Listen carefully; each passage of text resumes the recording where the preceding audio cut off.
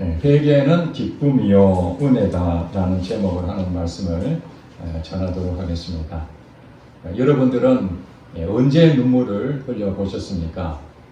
우리가 살면서 눈물을 흘리지 않는 경우가 대부분인데 때로는 우리가 눈물을 흘릴 때가 있습니다. 대부분 많은 사람들이 눈물 흘릴 때가 슬플 때죠. 사랑하는 어떤 것을 잃어버렸을 때, 또 큰 슬픔을 당할 때에, 고통 가운데에 나타나는 자연스러운 현상이 눈물입니다. 눈물을 흘리는데 슬플 때도 눈물을 흘리지만 또 우리가 너무 기쁠 때도 눈물이 나오지 않습니까? 노래 대회에 나갔는데 대상을 받았다. 그 기쁨을 감추지 못한 눈물이 흘립니다. 그리고 올림픽 대회에 나가서 금메달을 땄을 때 얼마나 노력한 그 결과 값진 열매를 맺을 때 그때도 눈물이 납니다. 하나님 은혜가 너무 감사해서 눈물이 날 때도 있습니다. 하나님이 또 정말 우리에게 그 눈물의 의미를 볼 때에 참 기쁨의 눈물로 하나님이 인정하시는 눈물이 있습니다. 그것이 바로 회개의 눈물이라는 회개의 눈물. 이 회개의 눈물이라는 것은 하나님께서 우리에게 정말로 좋은 것으로 우리에게 주시는 하나의 표현이라고 볼 수 있습니다. 저는 22살 때 대학교 3학년 때 하나님에 대해서 진짜 살아 계시는지 많은 의문을 가지고 기도하고 그러다가 부흥회에 참석했는데 하나님이 제게 찾아오셔서 저를 만나 주셨습니다. 그때 제가 눈물을 참 많이 흘렸습니다. 제가 원래 눈물을 많이 흘리는 사람이 아닌데 하나님의 제 마음 가운데 하나님 살아 계십니까? 그를 만나 주세요 하니까 하나님께서 제게 너는 죄인이다 그 한 마음을 주셔서 한 말씀입니다. 너는 죄인이다. 사실 제가 죄를 지었다 하지만 그렇게 큰 죄를 지은 줄 몰랐거든요. 너는 죄인이다. 그 말 한마디에 제가 그냥 회개의 눈물이 쏟아진 겁니다. 회개하고 난 다음에 제 인생은 예수님 탄생 전과 이후가 달라진 것처럼 제 인생에도 그 회개의 눈물로 인해서 제 인생이 완전히 달라지게 됐습니다. 하나님은 분명히 살아 계시는구나. 그전에는 교회를 의무적으로 어쩔 수 없이 벌 안 받으려고 그렇게 다녔다면 눈물의 이 하나님께 주신 이 회개의 눈물을 통해서 은혜라는 것을 알게 됐습니다. 기쁨이라는 것을 알게 됐습니다.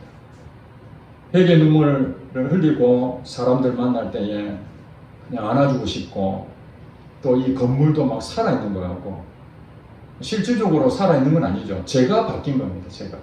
회개의 눈물은 하나님 주신 특별한 은총이라는 걸 제가 알게 됐습니다. 여러분들도 아마 그런 경험들이 있을 것입니다. 하나님 때문에 그 회개의 눈물을 통해서 참 기쁨을 느끼게 되는 경우가 많습니다. 그런데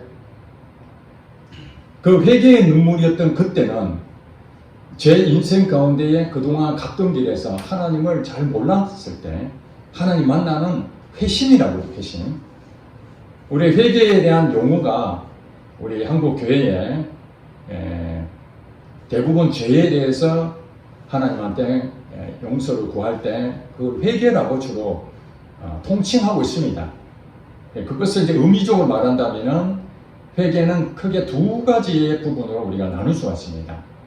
하나는 제가 처음에 얘기한 것처럼 하나님에 대해서 잘 모르고 하나님이 내게 찾아오셔서 내게 회개시키는 것이지 않습니까? 내가 살았던 모든 것을 내가 주인이었는데 그걸 포기하고 하나님 나의 주인이십니다. 이렇게 고백하는 이것이 이제 회개인데 그 회심이라고도 말합니다. 회심. 마음을 돌이킨 거죠. 그것은 예수 믿는 사람은 딱 한 번 있습니다. 내가 예수님 나의 주로 영접하는 것들이 매번 반복되는 것이 아니라 그 주인은 한 번으로 그분은 나의 왕으로 와 계신다는 것입니다. 이것이 회심이고 회개입니다. 60년대 초에 한 사건이 있었습니다. 아마 젊은 청년들은 전혀 내용을 모르겠죠. 저는 이제 어렸지만은 알고 있습니다. 63년도에 이 고재봉이라는 사람이 군대에 상병으로 근무를 하고 있었습니다. 복무를 하고 있었는데 자기 상사였던 중령집에 거기에 어떤 일을 좀 도와주는 요즘 말하면 비슷비슷한 그런 일을 했던 것 같아요. 그랬는데 그분들이 이제 먹을 것이 너무 없으니까 거기서 몇 가지 훔쳐서 도망을 나옵니다. 이 상병이 고재병원이라는 사람이. 그랬는데 이 내용에 대해서 나중에 그 중령이 그 도둑을 당했다는 걸 알게 되고 이웃에도 도둑을 당했다는 걸 알게 되고 이제 신고를 하게 되죠.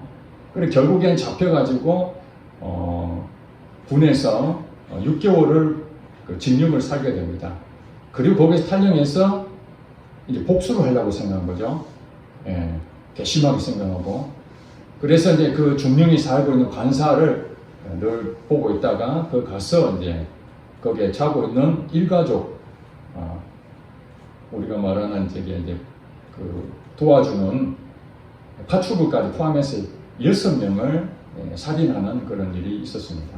나중에 알고 보니까 그 관사에 있었던 그 사람은 딴 데로 가버리고 새로운 이제 분이 오신 거예요.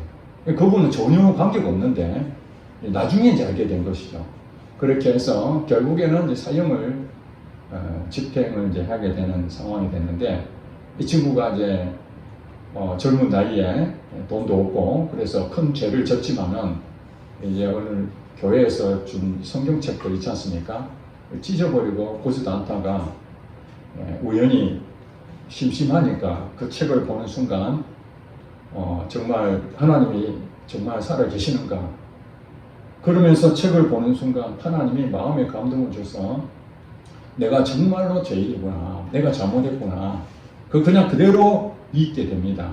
그러면서 거기에 회심을 하고 이제 사람들한테 옛날의 고재봉이 아니라 새 사람이 된 고재봉으로서 동료 죄수들에게 복음을 전하다가 그 다음 해에 사형장에 있어도 사라지게 됐습니다. 그 한 사건은 그 한 젊은이가 먹고 살기 어려워서 도둑질 하다가 복수심에 한 사건을 살인죄를 범한 흉악범이었지만 예수님을 만나고 난 다음에 그의 인생이 완전히 이 회심이죠. 회개의 눈물로 인해 가지고 그의 인생은 완전히 바뀌게 됐습니다. 그것이 바로 한 사람에게 준 하나님의 은혜라는 거예요. 그 다음에 우리에게 또 하나의 회개가 있다면은 이제 하나님하고의 관계를 맺고 살아가는데 여전히 우리는 육신을 입고 있지 않습니까? 아담의 후손으로 죄성을 가지고 있는 육신을 입고 있기 때문에 끊임없이 죄의 유혹을 받게 됩니다. 이 땅에는 사단이 여전히 존재하고 있고 악한 영들이 끊임없이 우리를 넘어지게 하고 있기 때문에 그래서 예수를 믿지만은 이제 하나님 나의 주인이라 고백하지만은 내가 가지고 있는 많은 습관들, 그동안에 잘못 살았던 것들, 또 나의 그동안 가지고 있는 가치관들, 어린 시절부터 성장 과정에서 계속 이렇게 경험했던 것들, 이런 많은 것들이 내 안에 축적이 되어 있거든요. 그것이 사실은 예수를 믿고 난 다음에 점점 이것이 변화되어 가는 과정, 이게 혼이 변화되는 거, 마음이 변화되는 거죠. 이게 이렇게 이제 되어가는 과정이 있는데 저도 그걸 느끼게 됩니다. 하나님이 나의 주인이시고 하나님 뜻대로 살고자 하는 내 마음은 너무 큰데 실질적으로 그 일을 해나가는 데 있어서 계속 좌절이 되고 반복되는 실수, 넘어지는 일들이 계속 생기는 거예요. 그때마다 제 마음 한구석에 또 죄책감이 오는 거죠. 죄책감 밀려옵니다. 하나님 말씀대로 살아야 되는데 왜 나는 이게 잘 되지 않는가. 그전에는 정말 회심했을 때 그 생각하면은 막 기쁨이 넘치고 모든 것이 아름답고 좋아 보이고 하나님 말씀하시면 무엇이니 할 수 있을 것 같은 그런 마음이었는데 왜 지금은 무기력하고 이렇게 영적으로 게을러지는 건가 하는 그런 부분 때문에 하나님 앞에 너무 죄송스러운 마음이 생기는 거예요. 죄책감이 막 밀려오고 이 사단이 그때는 이제 tum을 타는 거죠. 너가 예수를 믿는다면서 하는 게 없지 않느냐. 그러면 이제 징계를 받을 걸 생각하고 하나님한테 또 엎드려서 기도하지만, 여러분 기도해 볼 때 마음이 편안한 마음이 있어야 되는데, 기도는 하는데 그게 마음이 또 뭔가 개운치 않는 그런 것들이 생기잖아. 그럴 때 우리는 어떤 마음 듭니까? 나만 죄를 짓나? 저 사람도 연약하고 저 사람 연약하고, 우리가 훌륭한 믿음이 있다고 하는 사람도 다 넘어지고, 그런 걸 볼 때에 그래, 나 정도는 얼마든지 그걸 내가 너무 그것에 마음을 빼앗길 필요가 없다 생각하고 덮어두는 경우가 많다는 것입니다. 마치 우리가 일하고 온 다음에 몸을 이제 더럽혀졌으니까 가서 샤워를 하면 깨끗하지 않습니까? 그런데 몸이 너무 피곤하니까 아이고 막 나중에 하지, 나중에. 이러다 보니까 내일 모레 계속 지나가다 보니까 이제 내가 몸이 더럽혀졌는지 무감각한 상태처럼 내 영적인 부분도 예전에는 아주 민감하게 반응하고 하나님 말씀에 기울이고 했는데, 이 시간이 지나면서 무뎌지는 그런 모습이 있는 것이죠. 그래서 하나님께서 우리에게 주시는 복된 소식이 무엇인가? 이게 회개라는 회개. 우리 몸을 씻으려면 뭐가 필요합니까? 물이 필요하잖아요. 다른 것으로 안 됩니다. 기름을 칠한다고 내 몸이 깨끗해지겠습니까? 옷을 더 두껍게 입는다고 깨끗해지겠습니까? 물이 필요합니다. 물. 하나님께서 우리 죄에 대해서 우리가 이 땅에 살면서 때로는 하나님 뜻대로 살아야 되는데 그러지 못해서 무기력해지고 나약하고, 그래서 나도 모르게 그것을 숨겨두고 이 처리를 어떻게 해야 될지 몸둘 바를 모를 때 하나님께서는 아주 중요한 거 하나 주셨는데, 그것이 바로 회개라는 것입니다. 이것이 바로 이 회개의 두 가지 의미가 있다고 그랬죠. 하나는 처음에 예수님을 나의 구주로 영접할 때 회심, 이 회개가 하나 있고 그건 한 번입니다. 그러나 그 이후에 예수를 믿었지만 육신이 연약해서 자주 반복되는 습관으로 잘못된 행동들을 함으로 죄를 범할 때가 있습니다. 그럴 때는 그때는 우리가 또 회개를 하는데, 성경에 보니까 요한일서 1장 9절에는 그렇게 말합니다. 우리가 죄를 짓는데 우리 죄를 자백하면, 여기서 회개를 자백하면이라고 번역하고 있습니다. 자백하면 하나님은 의로우시고 미쁘사 우리 죄를 사하시고 우리를 죄에서 깨끗게 하신다, 그렇게 말씀했습니다. 요한일서 1장 9절을 우리가 말씀을 우리가 품어야 됩니다. 우리가 죄를 지을 수가 있습니다. 그 죄에 대해서 가만히 놔두지 마시고 하나님이 우리에게 주신 한 가지는 우리 죄를 자백하면, 이게 회개입니다. 자백하면 하나님께서 우리 죄를 깨끗하게 다 없애주신다는 거예요. 그 자유함을 얻는 것이죠. 그러므로 이 회개라는 것은 은혜요 기쁨이라는 거예요. 회개가 안 돼서 문제죠. 이해가 되십니까? 그러니까 우리가 자백한다는 그 자체는 우리 의지로 자백하는 거지만 사실은 그 전에 무엇이 있습니까? 하나님이 우리 마음에 회개하게끔, 자백하게끔 마음을 자꾸 주는 거예요. 깨닫게 해주는 거예요. 아, 내가 이렇게 가면 안 되지. 내가 더 무기력해지면 안 되지. 악한 영이 나를 자꾸 참사하는데 그게 따라가면 안 되지. 그래서 설교 시간에 여러분들 오늘 예배 가운데 참석하셨잖아요. 이 예배 가운데 여러분 어떤 느낌이 있습니까? 하나님을 찬양하고 하나님의 은혜를 또 사모하고 이러는데, 이 은혜라는 것에 하나님이 격려하실 때도 있고 위로하실 때도 있고, 때로는 어떤 우리가 가는 방향을 잘 몰랄 때에 그것을 사인을 주듯이 길을 안내해주는 그 은혜가 있는 것이죠. 그러나 또 한편은 하나님이 우리에게 숨겨졌던 죄, 무거운 짐 때문에 어떻게 할 수 없어, 아무리 내가 뭘 하려도 안 되는 그런 상황에서도 하나님이 이 설교를 통해서, 이 강단을 통해서 회개의 메시지가 나갈 때가 있다는 거예요. 성경 전체를 보면은 여러분들 하나님이 위로하시고 격려하시고 또 어떻게 살아야 되는지 방향도 제시하지만은 많은 부분이 회개하라는 회개. 그것이 바로 하나님 주시는 은혜요, 기쁨이 되기 때문에. 그 뒤로 제가 이 부분을 제가 몰랐을 때는 내가 분명히 회개하고 예수님은 나의 주인으로 모셨기 때문에 이제는 내가 기쁨이 넘치고 자유로워야 되는데 어느 날 보니까 또 넘어지고 이런 것들이 반복되는 것을 보게 될 때에 제 마음이 너무 편치 않는 거예요. 내가 신앙생활 이렇게 하면 안 된다. 그러면서 생각나는 것이 뭐냐면은 깨달음을 주신 거예요. 내가 잘못하고 있는 것을 그냥 내 마음속에 가만히 있으면 안 되고 그 생각날 때에 깨달음을 주실 때에 내게 회개할 수 있도록 그런 마음을 주실 때에 내가 할 수 있는 것은 고백하는 것입니다. 하나님, 내가 이런 부분이 잘못됐습니다. 하나님, 불쌍히 여겨주세요. 나를 도와주세요.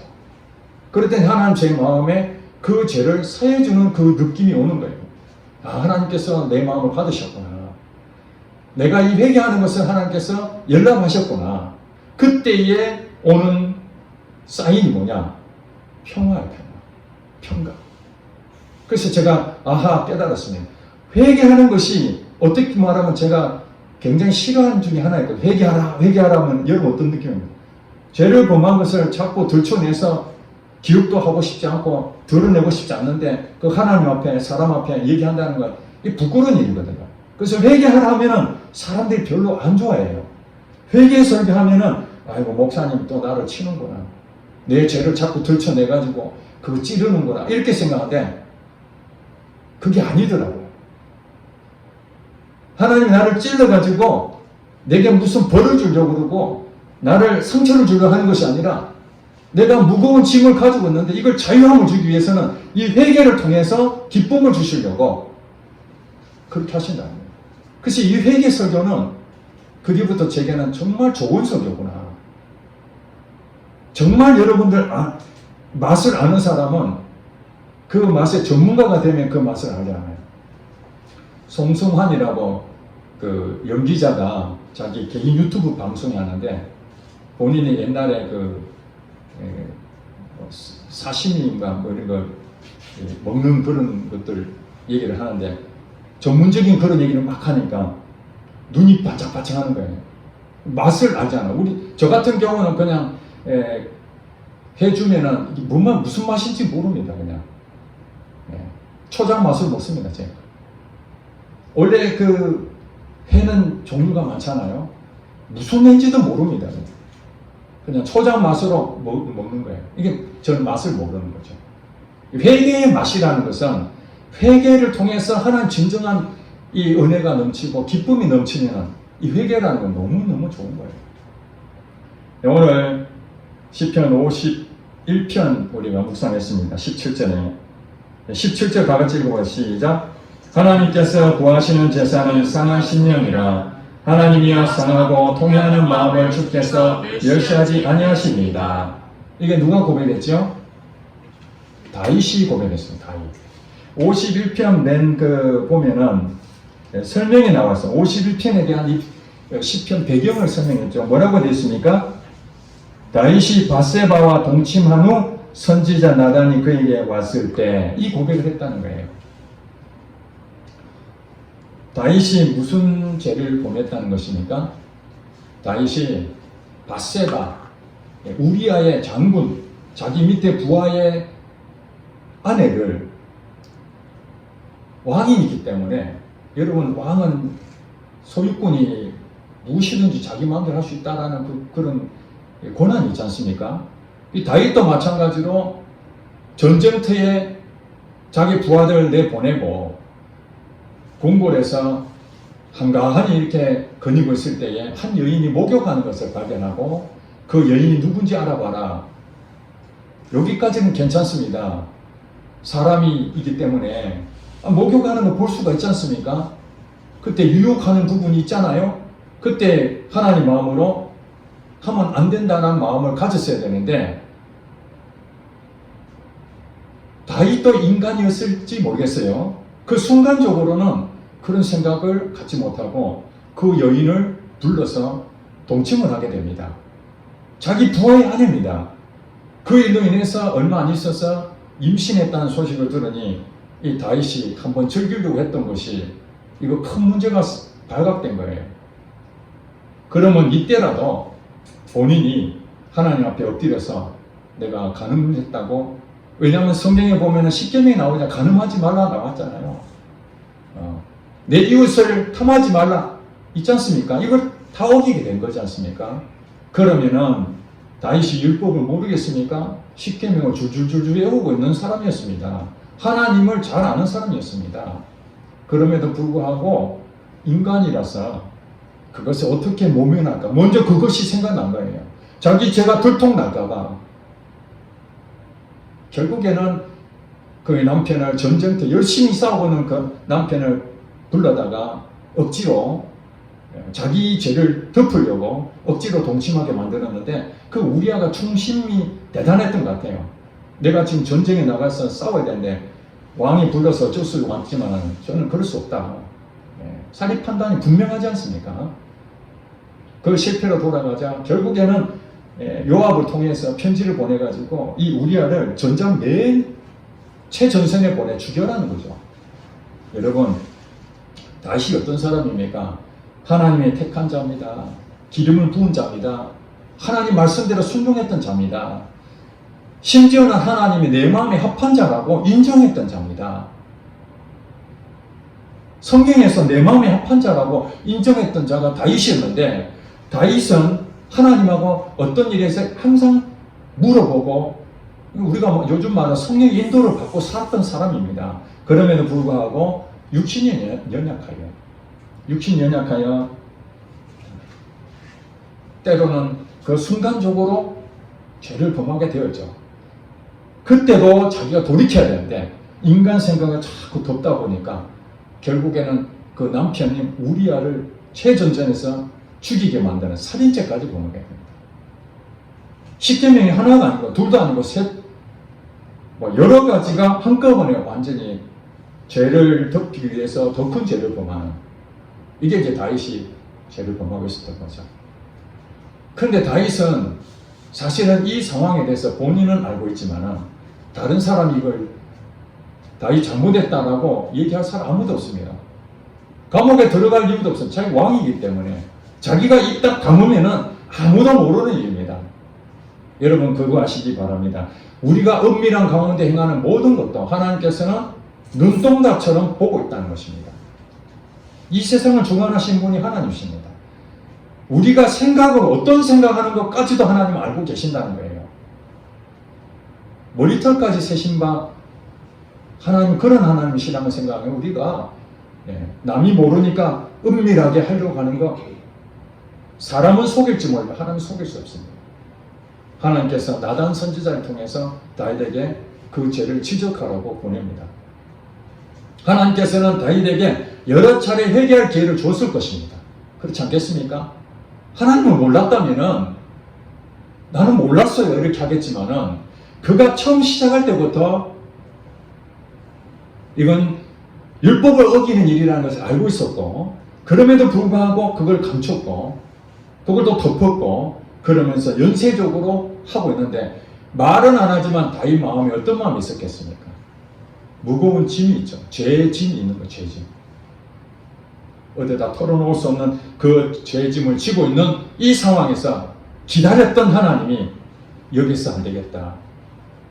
이제 나단 선지자를 통해서 다윗에게 그 죄짐을 벗기려고 보내신 겁니다. 나단 선지자가 한 예를 들어서 자기 부리던 사람이 암양 새끼가 있는데 그거 하나가 자기 의지할 거 있는데 그 주인이 손님이 온다 해서 자기 걸 잔치에 하지 않고 자기 종이 가지고 있는 그 암 새끼를 잡아다가 손님을 대접했다. 그렇게 말하니까 다윗이 그 말 듣더니 그런 놈이 어디 있냐. 응? 암양 새끼 그 하나가 자기 전부인데 그거 뺏어다가 그 주인이 잔치에 베풀었다니 말이 되냐. 그러려면은 이 새끼를 빼앗아 갔으니까 4배를 갚아. 이게 율법에 나오는 거거든요. 남은 걸 취하면 그 4배를 갚아요. 율법을 정확하게 알고 있는 사회였어요. 그러니까 나단 선지자가 그 사람이 바로 당신입니다. 그렇게 말하지 않습니까? 그 사람이 바로 당신입니다. 그랬을 때 다윗이 어떻게 생각합니까? 무슨 소리 하느냐 하고 답변을 할 수도 있는데 그때서 정신이 번쩍 든 겁니다. 아이쿠야, 하나님이 알고 계시는구나. 내가 사람이 내게 말하면 그 무시하겠는데 하나님이 이 종을 통해서 내게 회개하라고 말하는구나. 그걸 깨닫고 시편 51편, 이거 찬송시죠. 찬송시. 시편 51편을 짓게 된 것입니다. 내가 잘못했습니다. 하나님, 내가 잘못했습니다. 그렇게 고백을 했던 것입니다. 시편 51편은 찬송시입니다. 여러분, 죄가 지적에 대해서 부끄럽고 수치를 당하고, 어떻게 말하면은 성군이었던 다윗의 명예가 완전히 땅에 곤두박질 치는, 심지어 성경책까지 기록이 되어 있지 않습니까? 여러분, 어떤 사람이 한 인생을 문서에 남기려면 좋은 기록을 남기고 좋지 않은 건 빼야 되지 않습니까? 부끄러운 일이니까. 예수를 믿는 모든 사람들은 이 기록을 보면서 어떤 생각을 들겠습니까? 이야, 다윗조차 이런 사람이 어떻게 왕이 됐어? 이런 사람이 어떻게 내 마음이 합한 자라고 하나님의 인정을 받을 수 있을까? 이렇지 않았겠습니까?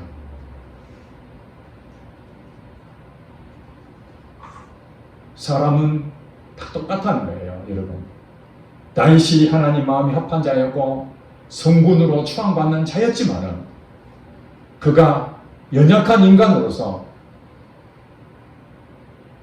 남자들이 범하기 쉬운 그런 간음죄, 또 자기가 왕이기 때문에 누구든지 죽일 수 있는 그런 권한이 있다는 살인죄, 세상 법정에서는 죄가 아니라 할지라도 하나님의 법 앞에서는 죄가 되는 것들이 바로 이 다윗이 지은 죄라는 거예요. 다윗은 세상 죄에서는 아무 문제가 없습니다. 아무 여자나 취할 수 있는 것이고 아무나 죽일 수 있는 것입니다. 세상 법정에서는 다윗에게 돌 던질 사람 아무도 없습니다. 그러나 하나님이 말씀하시는 그 앞에서 그 죄가 문제가 되는 거죠. 로마서 14장 23절에 죄가 무엇인가? 믿음을 따라하지 아니한 것이 죄다. 믿음을 따라하지 아니한 것이 죄다. 믿음이 무엇입니까? 하나님 말씀을 믿는 것이죠. 다윗이 죄가 무엇입니까? 간음죄, 살인죄, 뭐 이런 것도 죄지만은 하나님의 말씀을 믿지 않는 거죠. 하나님 말씀이 바로 하나님 아닙니까? 하나님을 믿지 아니한 죄를 범한 거예요. 그 얘기를 들었을 때 다윗은 그래도 회개를 했습니다. 하나님, 내가 잘못했습니다. 그러면서 오늘 17절에 이렇게 고백합니다. 하나님께서 구하시는 제사는 상한 심령이라. 다윗이 하나님 앞에 얼마나 많이 제사를 지냈겠습니까? 매년 절기마다 하나님 앞에 제사를 지냈습니다. 왕이기 때문에 더 성대하게 하나님 앞에 나의 마음을 드립니다. 하나님 영광을 받으소서 하면서 그런 찬양과 영광을 돌렸던 다윗이 하나님이 진짜 원하시는 제사가 무엇인가? 그러고 보니까 상한 심령이에요. 자기가 죄를 보면서 하나님 앞에 엎드려 경배하지도 못하는 그런 상황에서도 하나님은 내게 회개시키셔서 내 죄를 깨끗하게 씻어가지고 깨끗한 몸으로 주님 앞에 서게 만드는 이 제사야말로 진정한 제사구나.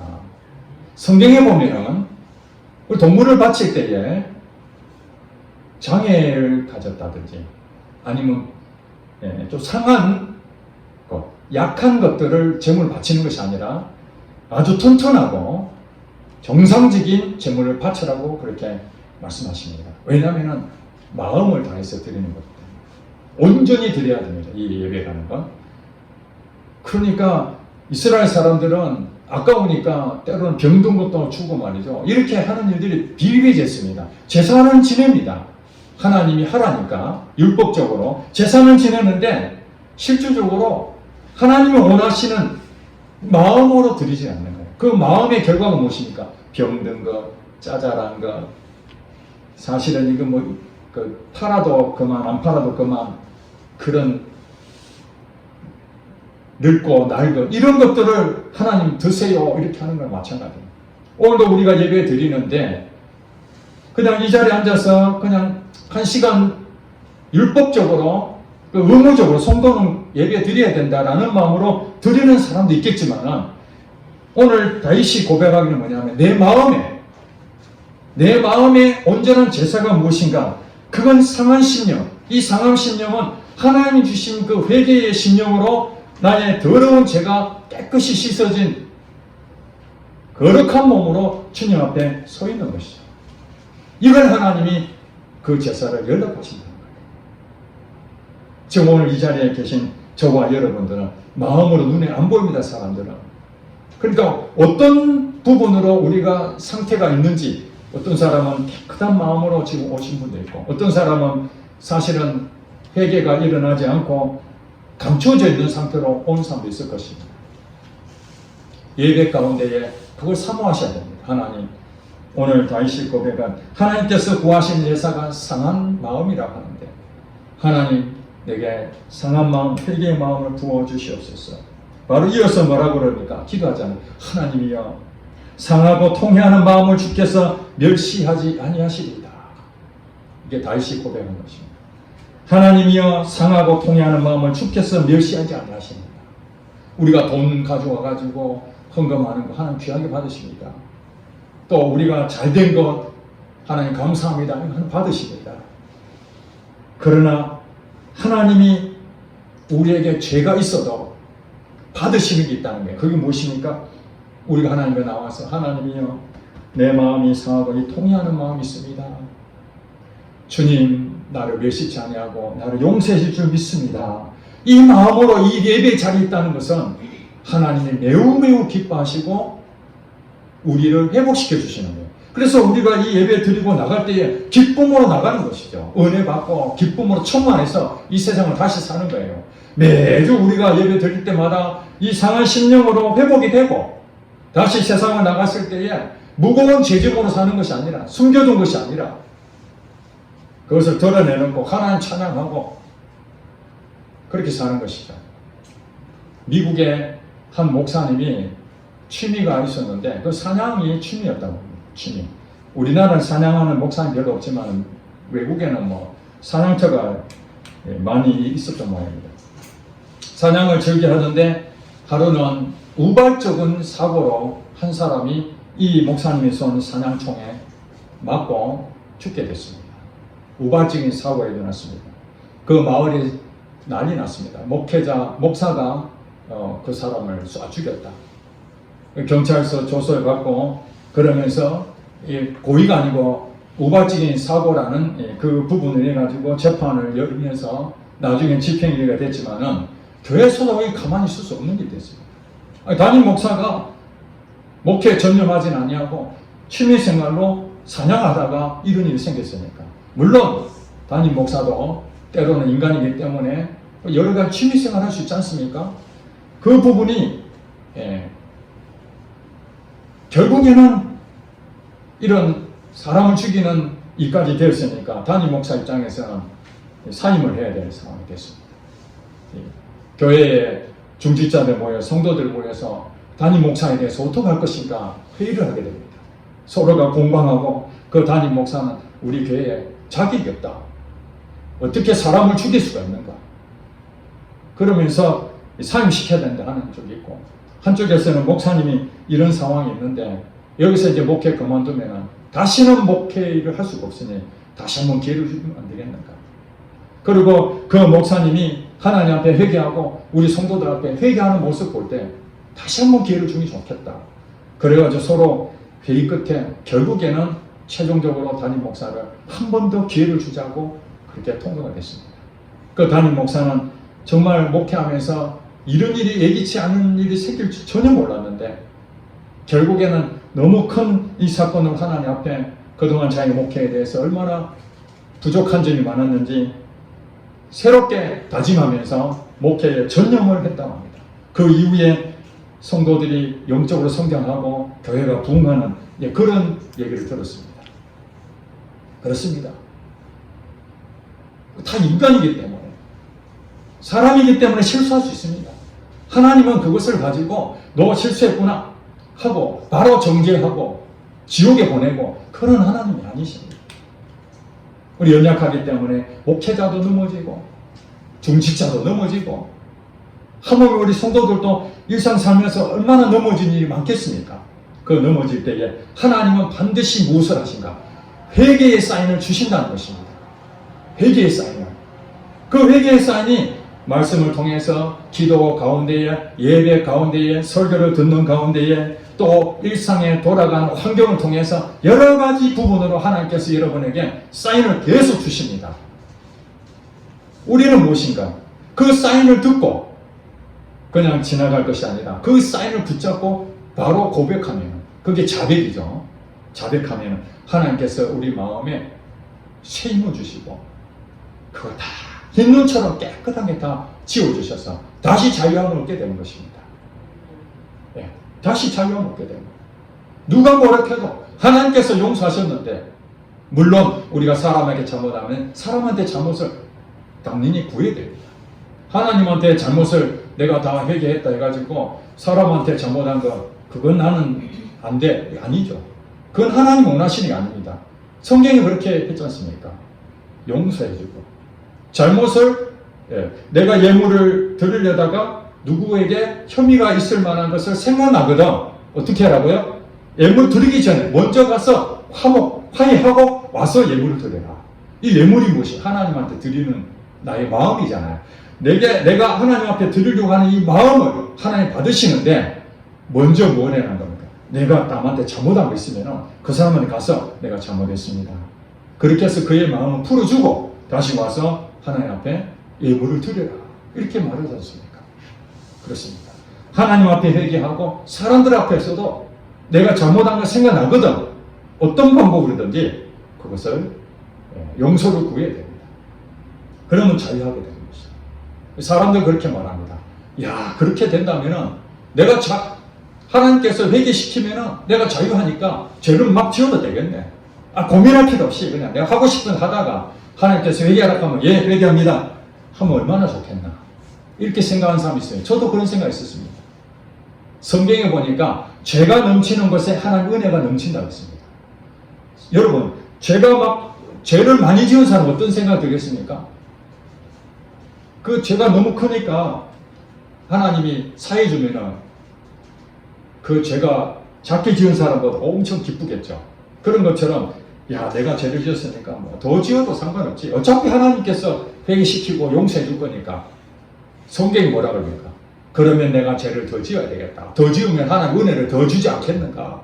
회개하면 기쁨이 막 넘친다는데, 은혜를 주신다는데, 죄를 안 지으면 그런 것도 없으니까 죄를 막 짓다 보면 하나님께서 은혜를 주시고 그러면 더 좋아지지 않겠나?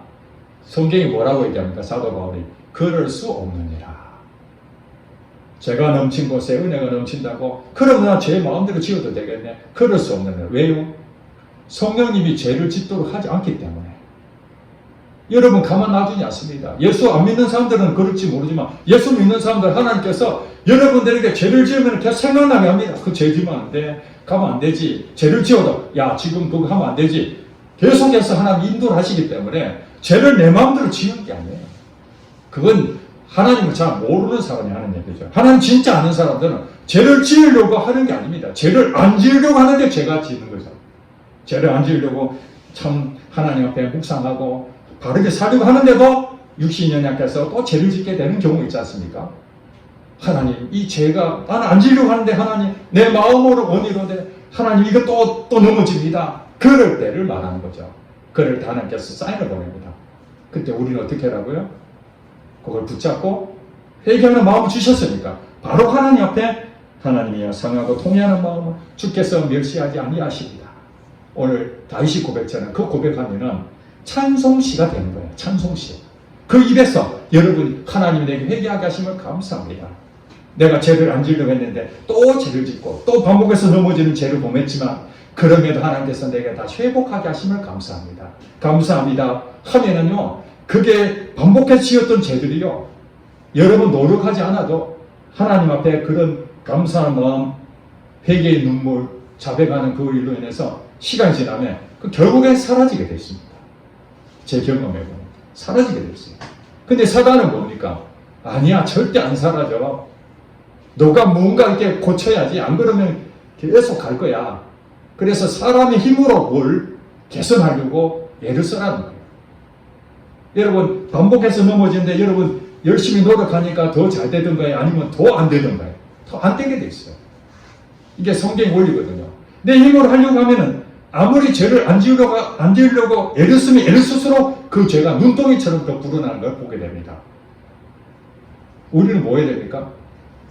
하나님하고 관계를 맺다가 넘어지면은 우리 그 확인만 하면 돼. 아, 하나님 말씀을 살지 못했던 이 모습이구나. 하나님, 이 상황입니다. 하나님이 나를 불쌍히 있어서. 그러면 하나님께서 이게 대해서 역사를 하십니다. 이 죄를 짓지 않도록 상황을 바꿔줍니다. 그래서 우리가 고백하고 회개하게 되면은 그 기쁨이 넘치게 되면은 그 반복했던 그 죄성도 점점 줄게 됩니다. 자, 다윗이 그 뒤에 간음하고 살인했다는 내용이 안 나오지 않습니까? 예. 그가 비록 잘못했지만 하나님 앞에 회개하고 돌이켰을 때 하나님께서는 그에게 다시 온전한 자유를 주신 것처럼 그 성분이었던 다윗도 그랬다면 하물며 우리가 얼마나 연약합니까? 다 넘어질 수 있습니다. 그 실수를 가지고 그걸 비판하고 정죄하고 그 사람을 완전히 매도하는 것이 아니라 그 사람도 하나님 사랑하신다면 여러 번 기회를 주는 거죠. 그래서 다른 사람 보고 막 정죄하는데 다윗이 그랬지 않습니까? 그 나단 선지자가 예화를 들었을 때 그런 나쁜 놈이 다 있어. 그 새끼를 빼앗다니 그렇게 말했잖아요. 자기인데 자기는 전혀 그렇지 않은 것처럼 하면서 남은 말이죠. 그럴 수 있어 이렇게 말하잖아요. 암양 하나 가지고도 그렇게 방문했던 다윗은 살인죄를 범하고 간음죄를 범했는데 아무렇지 않게 생각하고 있잖아요. 우리가 지금 그렇다는 거예요. 다른 사람들이 무슨 죄를 범하면은 나는 그보다 더 큰 죄가 없는가? 나도 저 사람처럼 언제든 넘어질 수 있다.